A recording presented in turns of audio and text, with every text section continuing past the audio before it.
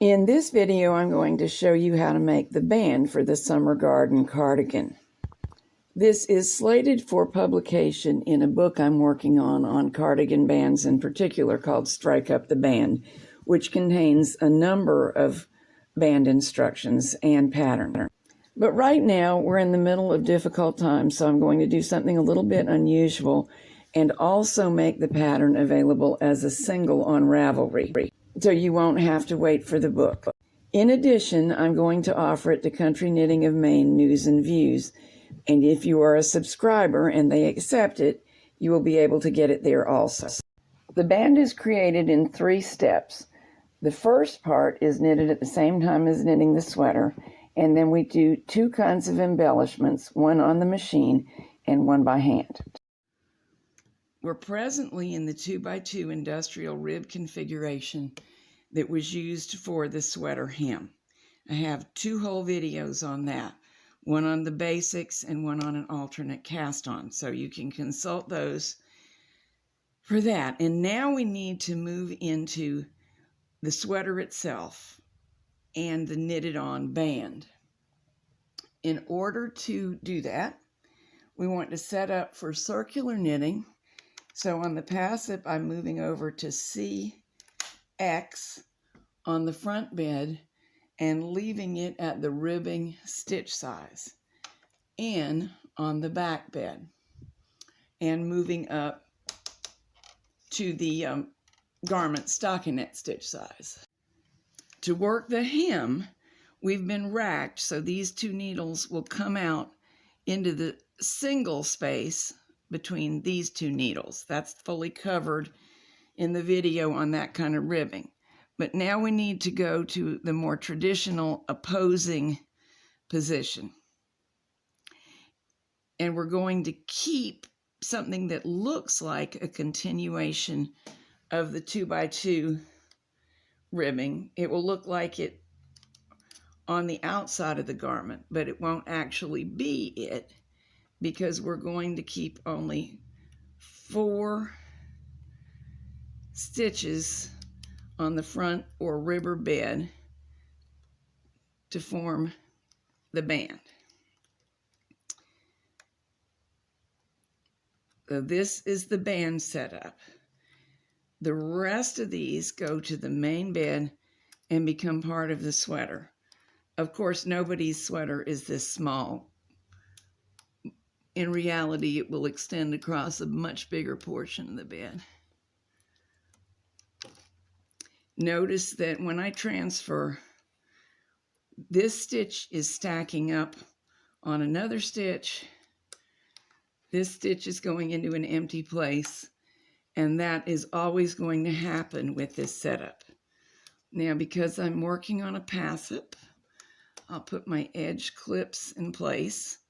The function of these is to keep the edge stitches knitting off smoothly without such a tendency to drop as they might otherwise have. Back or main bed is set to knit normally. Front or ribber bed is set to knit every other row. Stockinette stitch size on the back. Ribbing stitch size on the front. For passives, I continue using black strippers because the majority of the knitting is stockinette.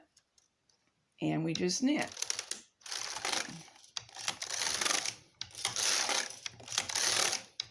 And the band is being created at the same time as the rest of the sweater.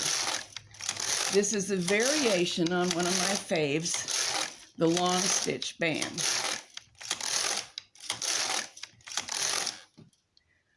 However, because we don't have nearly as much going on the second bed, this band won't be stable by itself until we do the handwork that you'll see later.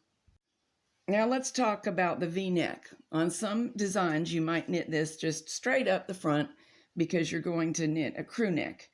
On the particular one I'm working on, it has a V. There is more than one way to create that with such a band, but in this pattern, I first moved over every one of the stitches on the front or ribber bed,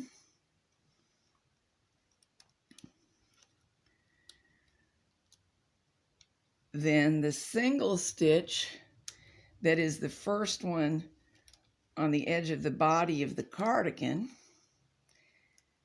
and then both of the stitch pairs. What I'm saying is both stitches in every pair.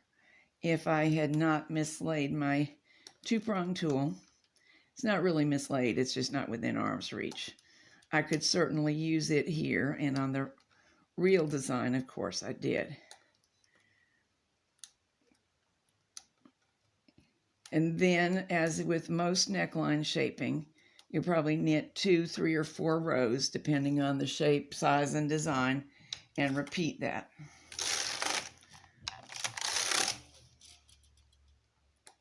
This one goes over. I wasn't very methodical there, and I do think it helps.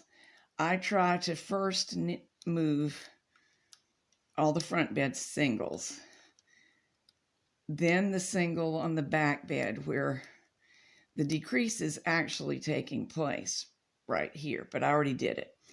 This is really an enormous full fashion decrease where everything's going, moving over to create your shaping.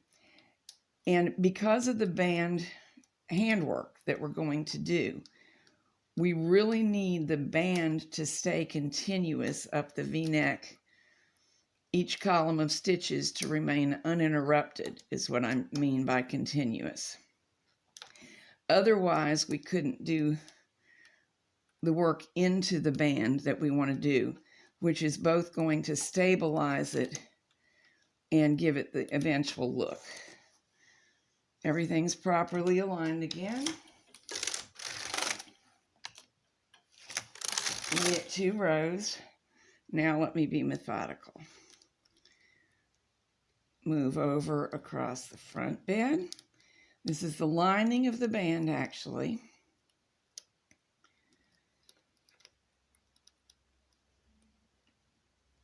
Move over the stitch at the actual edge of the main part of the sweater, and move over each of these pairs, and repeat.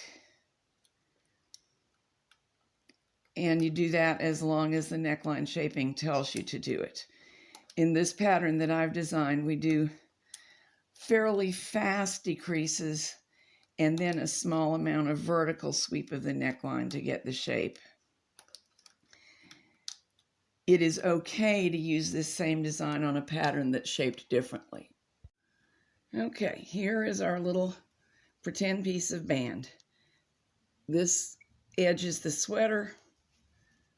This edge is the band, and you can see it still rolls. Here is how it continues up from the 2x2 ribbing so as to look nice and smooth. Now I've changed machines to one that does not have a ribber attached so that you get a better view. Most of the time, if you're knitting at home, you would stay with the original machine, E-wrapping 4 stitches. However, I want you to take note, it is totally possible to move back and forth between a Japanese machine and a Passat machine for trims. I do it all the time. And I'm a 1 stitch size smaller than the stockinette size for that machine. Now on this edge, we'll be picking up these. This is the edge that knitted every other row, the long stitch edge. And you can see why it's called long stitch, because the stitches actually do get elongated to match the others. You can actually work this either from the knit or the purl side. It's a little bit easier to see from the purl side, just because of the way the fabric tends to roll. So I'll pick it up.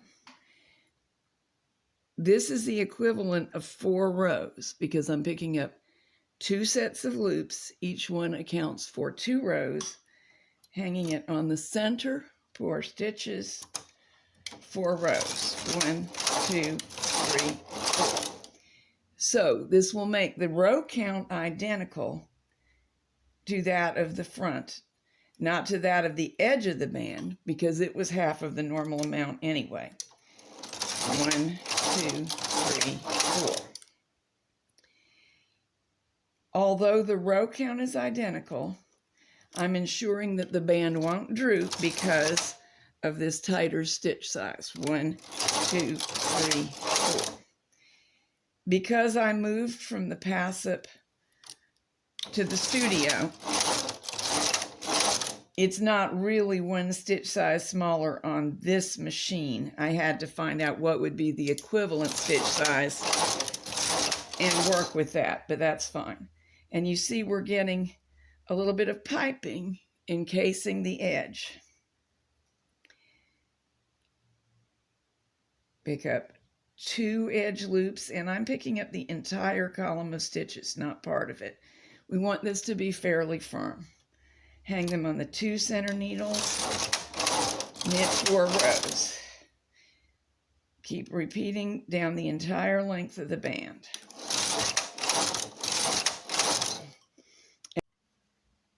The band continues down the plain old ribbing, well, industrial ribbing, not so plain, and we want it to continue at the same pace. But down here, there were not alternate rows knitted. It was every row. So we need to make sure we hang at that pace. 1, 2, 3, 4. What I'm doing is skipping a stitch, hanging 2, and skipping 1 to maintain the pace so that 4 rows match up to 4 rows. So now we have a piped edge and a long stitch band, and the edge is rolling less, but it's still rolling because there's not enough reinforcement back here to stop it single-handedly as it would have had we been more generous with the stitches back here. But that's step 1. And then we're going to work into these columns of stitches, this one and this one, working from the right side, and create the trim. At this point, here's what we have. Over here, where my left thumb is, the rest of the sweater front would extend. Here's the band so far. These columns of stitches are the ones that were on the front or ribber bed. One of them has been hung. There's the 4th one, captured in the piping along the edge. Please forgive the bumpiness at the bottom of my band. It wouldn't be there in real life, but I didn't have my stitch size right on one bed, and I corrected it on the fly since this is just a swatch. Here's the yarn I'm going to be making my lattice with, and mine happens to be cotton. That was the color. This is the yarn I had in the color I wanted. So especially if you are using a cotton yarn as I am, this next step must not be done too tightly. I'm going to go into the first valley on the outside that's created by the front bed of ribber stitches and latch the yarn around the lower edge. Separate your yarn tail, there's mine, and set it to the side to weave in later. Now working from the right side, count up 2 bars. 1, 2, go down. Count up another 2 bars, go up with the tool. Yarn over, which means wrap the yarn around the hook so you can pull up a loop, and do so. Count up, 1, 2, down, up under the next 2, yarn over, and pull through. You must make sure that because we are actually encompassing 4 rows per stitch, that these stitches are loose enough to do that. That is particularly true If, like me, you're using cotton yarn, because it may shrink a little bit, you can stop and adjust as you just saw me do if need be. Up 2, down, up under the next 2, pull through a loop. It takes a minute to get used to the tension. After that, it goes very well. 1, 2, down, up, yarn over, pull through. We're just about to the top of the ribbing, and now things change a little bit. Because we were working where every other row knitted on the front or rubber bed. So now every bar accounts for 2 rows. And even though we still want to make our chain stitches 4 rows long, we go under 1 bar. Now, if you have sharp eyes, you will see that it almost looked as though I was going under 2. That's because I used a doubled strand of very thin industrial yarn for my sweater fabric. Here it is right here. So we have to go under both of those strands. But it's not hard to determine what's going on because they're both in the same position. There's a pair, over them, under them, and repeat this action all the way up the fabric. We will also do that where the next valley over, the one I'm rubbing with my left thumb. So I will complete this off camera and be back in a minute. Here's the first column of vine stitches completed, and the stability is improving.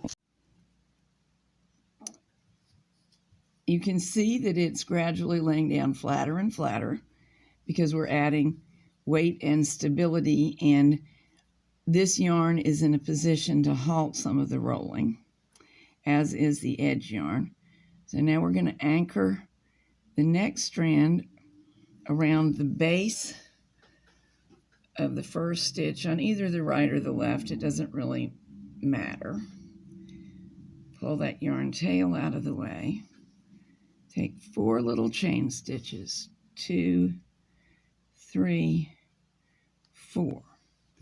Now, counting up rows, but only counting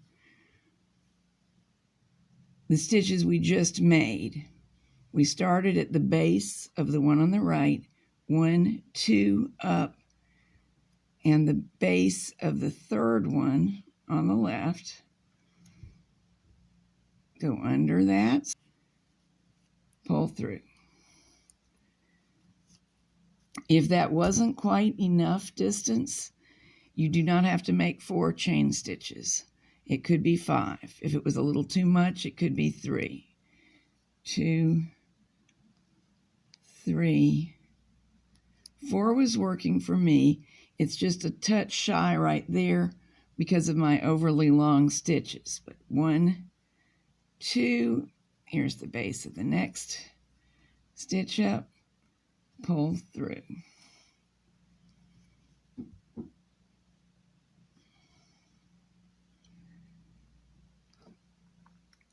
Chain 4, 1, 2, 3, 4. Got to straighten the fabric to make sure I count correctly. 1, 2, go under the base of the next stitch, yarn over, pull through to anchor it, and our lattice is beginning to form. 1, 2, 3, 4. So, in short, anchor the yarn around the next stitch by pulling through 1 chain stitch, then make 4 independent chain stitches, or the number that works best for you. Cross to the other side of the pair of chain stitched columns, anchor 2 stitches up, and repeat all the way up the work. In this way, we're creating the appearance of a lattice, and we're adding enough yarn and stability to the light band that it becomes roll-proof. If in some yarns that doesn't quite achieve complete roll stoppage, we can always hit it with a small shot of steam. I'll admit this band is a little bit labor intense compared to some, but the drama seems to me worth the effort.